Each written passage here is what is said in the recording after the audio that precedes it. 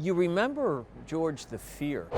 Walking beneath the Market Frankford line, longtime Philly reporter Walt Hunter still recalls the mood here in the late 1980s as serial killer headlines popped up again and again. The people who live in Frankfurt would find themselves looking at the person next to them on the bar stool or coming down the street to the store and saying, hey, is that the slasher? Between 1985 and 1990, Philadelphia police have extra patrols. We covered the grisly stabbings. The body was on the kitchen floor, nude. Each murder adding up. She is the sixth stabbing victim in this area. Each victim a white woman who frequented the bars along Frankford Avenue and may have passed her killer on that same street. I am concerned, everybody else is too. Hunter says it was a killer who must have known the alleyways, the streets, and the victims like a neighborhood insider. You had a predator with a sixth sense of the vulnerabilities of these women. Over time, Philly police tell us their detectives did zero in on a suspect, a middle-aged white man who worked these streets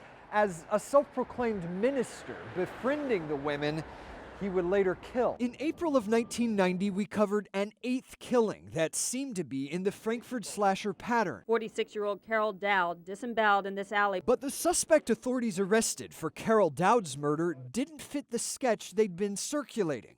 The man arrested was black, 38-year-old Leonard Christopher, who suddenly became the face of the Frankford Slasher. In a way, that bothered him more than the fact that his freedom had been taken away from him. Marissa Bluestein of the Innocence Project says investigators rushed the charges against Christopher to calm an anxious community. As we dug into the old court files, we found conflicting accounts. 2 witnesses claimed they saw Christopher walking into an alley with a woman the night of the murder. But we also found a witness statement saying Dowd was often seen with a middle-aged white man in the days before her death.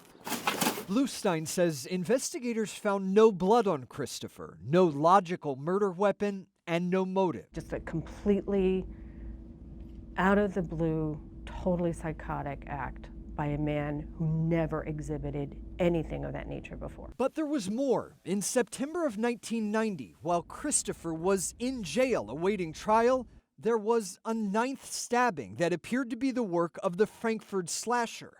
Bluestein says that final murder was proof Christopher was not the serial killer and raises deep doubt about the Dowd conviction. Not only was Ms. Dowd never given justice because her murderer was never found and caught, the other 8 women, those murders are still unsolved. Despite public perception to the contrary, police have long acknowledged that Christopher was not the Frankford Slasher. Only, they insist, the killer in Dowd's case. Quote, homicide detectives could not link him to the other cases, but he was arrested and convicted based on that particular case's merits. Christopher died behind bars at Huntington Prison while serving a life sentence. And as for that self-proclaimed minister who was the slasher suspect, investigators say he died of natural causes shortly after police questioning. But detectives did take a DNA sample from him. A sample that we've learned is currently being compared to old DNA from slasher victims as a way to finally solve this 30-year-old killing spree. Reporting in Frankfurt, George Spencer, NBC10 News.